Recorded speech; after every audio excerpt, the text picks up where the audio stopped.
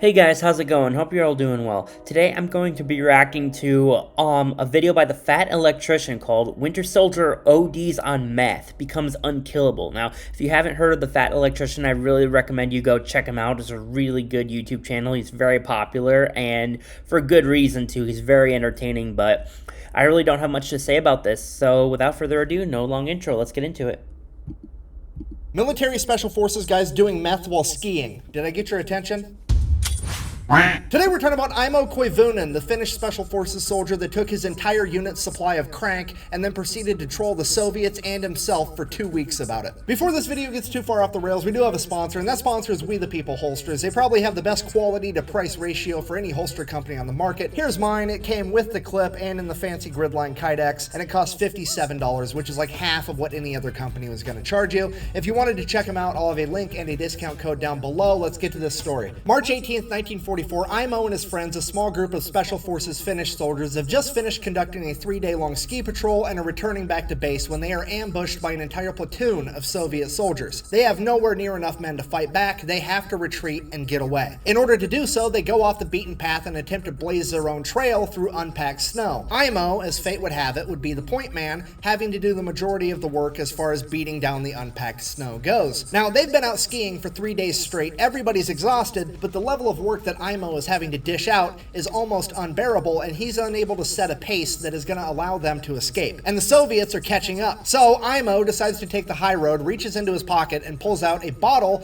and inside of that bottle is all of his and his buddy's supply of Pervitin. Aimo had been given all of it because everybody knew that Aimo didn't care for taking Pervitin, and this meant that Aimo would keep it safe and nobody else would dip into it when they weren't supposed to. And if you don't know, Pervitin is the German miracle drug that came out in 1938, also known as meth. And just to be clear, this isn't like Jesse Pinkman cooking it in the back of a van, putting chili powder in it. This is high-quality pharmaceutical-grade nose torque, okay? This is inhalable horsepower, and this man's about to take some. Oh my god. Goddamn right. So Aimo pops off the lid, and he wants to dump a single pill into his hand, which is the recommended dose. The problem is, the Pervitin has been sitting in his pocket, half of it warm against his body, the other half getting cold against the outside of his jacket, and it is now congealed into one gigantic meth nugget, and the whole nugget falls into his mitten. He's unable to break off a singular piece because, well, he has mittens on and he doesn't have the dexterity, so he says, fuck it, and eats the entire nugget of meth, which was roughly 30 pills at one point. Okay, fast forward like 45 seconds. Aimo feels incredible. He is a new man. He has gone from dragging ass to tripping balls, and he has had a life-altering revelation that he's been put on this planet to do 2 things and 2 things only, and that is to outrun the Soviets and steal catalytic converters, and those aren't even gonna be invented for like another 35 years. So guess what we're doing? We're outrunning these Soviets. This man begins blazing a path through unpacked snow quicker than anybody ever has, ever. And the Soviets are just watching these guys take off like a rocket, like... They've gone to plaid. Over the course of the next hour, they managed to outrun the Soviets so bad that they just gave up. So they finally stopped, they regrouped, they wanted to see if anybody had been shot, they wanted to make sure everybody was doing okay before they carried on with their mission and journeyed back home. At that point, Aimo did not sit still. He is pacing, he's walking around, he's talking to himself, and that's when his buddies realized, oh boy, Aimo is higher than draft pussy on a fucking extension ladder. We gotta do something. So they decide it's probably a good idea to take away all of his ammunition and his knife so he doesn't hurt himself or somebody else. So they take the ammo away from him, they turn around, they go to put it in somebody else's backpack so they can carry it, turn back around, Aimo is fucking gone. Fast forward an unspecified amount of time later, and Aimo wakes up, looks around, has no idea where he is. You see, Aimo had blacked out. And when I say blacked out, I don't mean he laid down and fell asleep. I mean he proceeded to ski 62 miles in a random direction and then laid down and fell asleep. And he is now just waking up, realizing that he has no recollection of which direction he went or came from,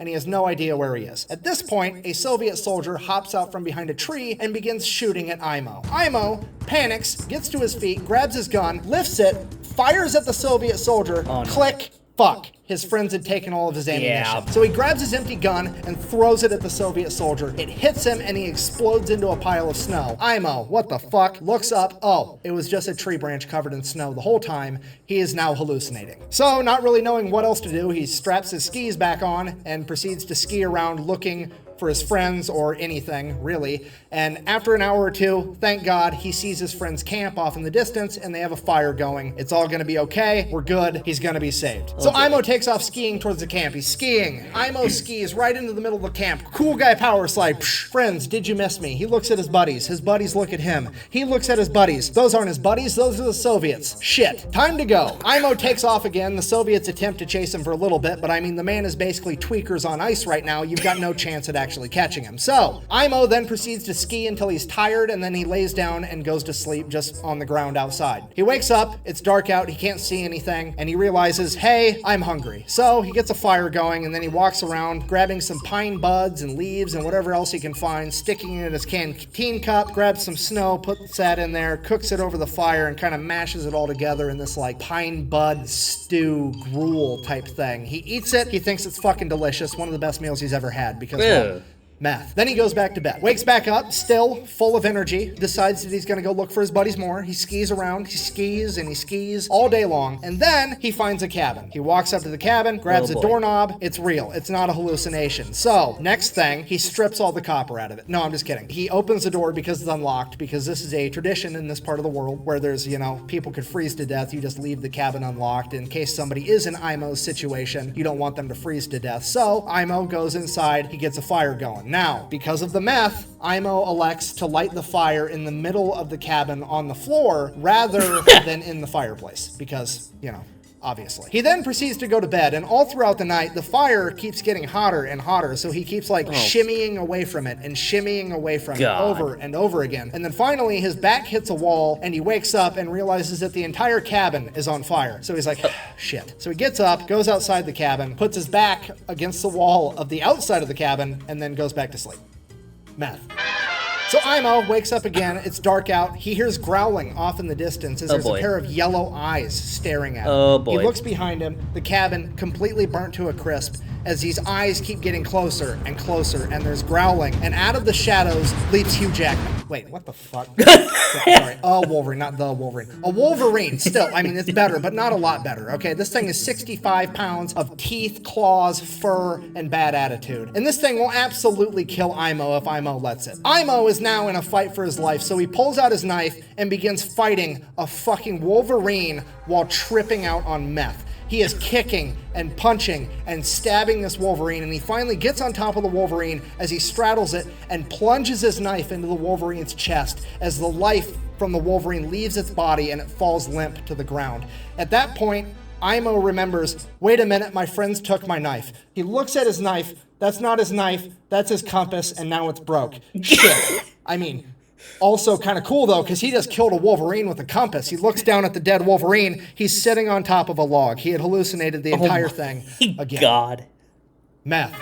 So Aimo gets up off the log that he just killed, looking around, not knowing what to do. In the darkness of night, he sees a fire off in the distance. So he straps on his skis and starts making his way towards that fire. And he's skiing, and he's skiing, and he's skiing all night long, and he's going, and he's going, and this fucking fire is not getting any closer. It's almost like it's running from him, and he keeps going towards it and towards it longer and longer. And finally, dawn breaks, and Aimo realizes that he's been chasing the North Star, thinking it was a fire for like the last 8 hours.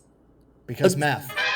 So now it's morning. Aimo still has no idea where he's going, so it's like, well, better find some copper. I mean, my friends. He's got to find his friends, so he just starts skiing around looking for any signs of human life at this point. And he's skiing, and he's skiing, and he's going, and he's going. And he finally comes across this abandoned German forward observational base, and he starts making his way towards it. And the problem with this was, whenever the Germans abandoned something in World War II, they usually booby-trapped it, and that's what happened here, because Aimo skis over a landmine, blowing up his foot, throwing him to the ground, and Aimo's like, that's it, I'm dead for sure. There's no way I'm making it out of this. And he just lays there. We have no idea how long he laid there. He said he laid there for a week, but that dude's high as a kite on meth. He could have been there for 45 minutes. We have no idea. But he lays there and he lays there, literally too high to die. And then he just gets bored and he's like, fine, I'll live. And he gets up and he starts walking back towards the base again. He makes it all the way to the building, you know, grabs a doorknob. Well, at least the base is real. The landmine sure as fuck was real. The base better be real. The base is real, grabs a doorknob, opens the door. That's booby trap 2. Blows up in his face, yeets him 30 yards the other direction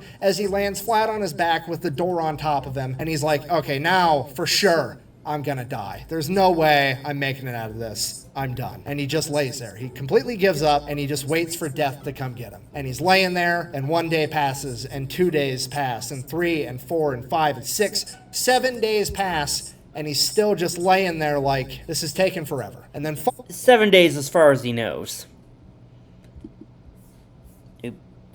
finally some Finnish soldiers come up and are like, hey, do you want some help? And he's like, holy shit, yeah, that'd be great. So the Finnish guys start making their way over to him, and then one of them steps on a fucking landmine, and then the other 2 Finnish soldiers are like, well, we can only save one of you, and we're gonna save the guy that we came with. If we get this guy saved, we'll let him know to come back and save you later. Peace, goodbye. And just left him laying there again. So he thinks to himself, maybe if I can survive a couple more days, I might actually make it out of this. So he starts trying. He gets a little fire going next to him. He starts melting snow in his canteen cup to drink water, to hydrate. A Siberian jay at some point lands next to him, and he takes a ski pole and smacks it to death, pulls the Siberian jay over to him, grabs it, and just Ozzy Osbournes this bird raw, just eats the whole thing, trying to get any amount of calories inside of him. And then, after 3 more days, they come back and they save Aimo, and he completely blacks out.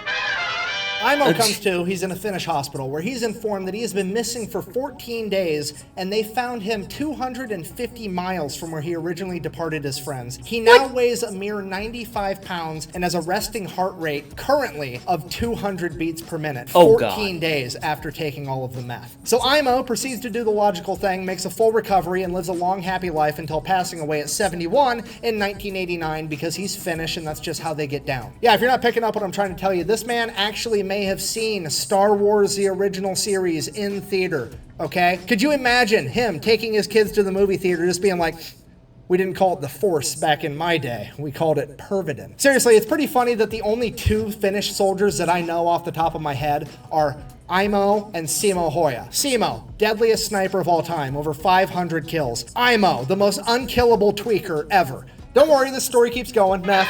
Aimo's son was interviewed about his dad, to which he said that his dad never really talked much about his time in service, but there was one point later in Aimo's life when he decided to write in to a local newspaper that was having a competition for who had the best, craziest military story ever. And he wrote his story down, mailed it in, and he was informed, congratulations, you've got second. How the fuck did this guy get second place with this story? Did Simo Hoya enter the same competition? Because that's the only logical explanation, other than that there was some Karen on the judge board that was like, I don't know, this story seems a little too unbelievable if you ask me. Bang. To which my argument is, look at him. Do you think that guy's lying about this story? Do you really? Because homeboy looks like he's about to hit a T intersection and go straight, okay? That's not hair product. He just moves that fucking fast now. There's no way he's lying about this story, and I'm legitimately mad he didn't win this fucking competition for some reason. Okay, this story is getting out of hand. We need to end this video. I guess, in conclusion, it's important to bear in mind with how incredible this story is that Aimo is the exception and not the example. You should not do drugs because they are in fact bad for you, okay? Don't do drugs. Also, don't fight the Finnish in winter in Finland where they have home field advantage. It's just a bad time. Anyways, thank you for watching. Best way to support the channel is go buy some merch at thefatelectrician.com. Quack bang out. So Aimo decides to take the high road, and if you don't know, you gotta love bloopers. Stupid. A fucking Siberian jay lands remotely close to him. He takes a ski pole, fucking whatcha! Grabs this. Oh, I hate everything. What a terrible blooper. Fair. Yeah, okay. I don't really have much to say about that other than that's impressive. It almost reminds me of another story he told on his channel about I can't remember. It was Dan Daly, like the it was called the most gangster Marine of all time. If you haven't, I'm not gonna say much about it because if you haven't checked out that video of his, I really suggest you check out that video of his. Except, drugs were not involved. Let's just say that in that story. But yeah, this was. I'm genuinely speechless. Other than that was great. He's a great storyteller. If you just go check out his channel, I give it my personal endorsement. Take that for what it's worth. But Yeah, this is great. As always, I'll link the original video in the description below. And if you feel inclined, make sure to like, comment, subscribe. I'd really appreciate it. Really help out the channel. And that's going to do it for this one. All right, see you guys.